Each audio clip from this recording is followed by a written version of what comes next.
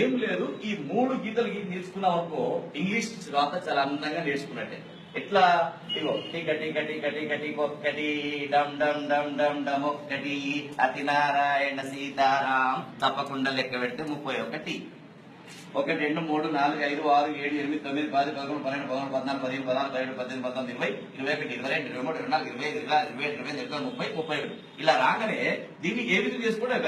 ఏ, ఇది బి, ఇది సి, ఇది డి, ఇది E, F, G, H, I, J, K, L, M, N, O, P. మారిపోతుంది రాత తొందరగా.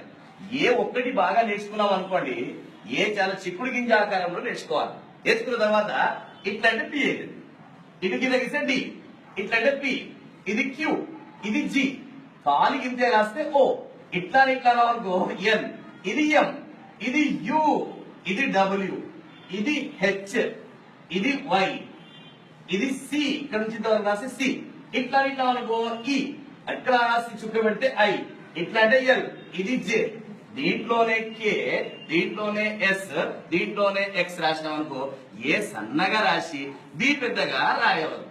ఏ ఎంత రాస్తామో బి కూడా అంతే రాస్తే బాగుంది. ఇది గుర్తుపెట్టుకోవాలి. పైన 7 1 2 3 4 5 6 7, కింద 6 1 2 3 4 5 6, పైన 7 కింద 6, మధ్యలో 21 1 2 3 4 5 6 7 8 9 10 11 12 13 14 15 16 17 18 19 20 21.